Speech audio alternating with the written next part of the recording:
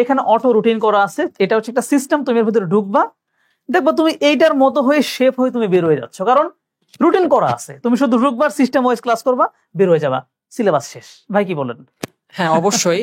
আর আমরা রুটিনে যেটা আসলে গুরুত্ব দিচ্ছি সেটা হচ্ছে যে ম্যাথ, সায়েন্স, ইংলিশ এগুলো যেন একটু বেশি বেশি পড়ানো হয়। তো আমাদের 6, 7, 8, 9, 10 এখানে আমরা তাকালে দেখবো যে আমাদের ইংলিশ ক্লাস হয় সপ্তাহে 2 দিন, গণিত ক্লাস হবে সপ্তাহে 2 দিন, বিজ্ঞান ক্লাস হবে সপ্তাহে 2 দিন। তার মানে যে সাবজেক্ট গুলোতে আসলে স্টুডেন্টের উইকনেস থাকে, যে ভাই আমি হয়তো বা ম্যাথ ভালো পারছি না, আমি হয়তো বা ম্যাথে 100-তে 80 পাচ্ছি, 70 পাচ্ছি, কিন্তু আমার 100-তে 100 পাওয়া দরকার। এবং আমাদের গার্ডিয়ানরাও কিন্তু এটা চায় যে আমার বাচ্চা যেন এখন থেকেই ম্যাথে বেসিকটা স্ট্রং হোক, ইংলিশে বেসিকটা যেন একটু স্ট্রং হোক, সায়েন্সের বেসিকটা যেন স্ট্রং হোক।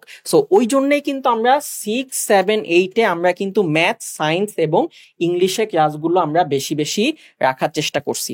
সো সপ্তাহে আমাদের যে দিন ক্লাসগুলো হবে, সপ্তাহে 5 দিন ক্লাস হবে, একদিন ছুটি থাকবে এবং অন্য আরেকদিন থাকবে ডাউট সলভিং ক্লাস, যেখানে পুরো সপ্তাহে যা যা পড়ানো হয়েছে সেই জিনিসগুলো নিয়ে যদি কারো মনে কোনো প্রশ্ন থাকে, সে কিন্তু বুয়েটে ভাইয়া, ঢাকা ভার্সিটি ভাইয়া, ঢাকা মেডিকেলে ভাইয়াকে সরাসরি ভয়েস অন করে প্রশ্নটা করতে পারবে, সরাসরি প্রশ্ন করতে পারবে। এটা কিন্তু ভাইয়া খুবই চমৎকার একটা বিষয়, যে অনেক সময় হয় কি আমাদের মাথায় অন্য একটা সিস্টেম আমার করতে মন চায় ম্যাথটা, কিন্তু আমার কাছে কনফিউশন থাকে যে এই সিস্টেমে করলে কি এটা হবে।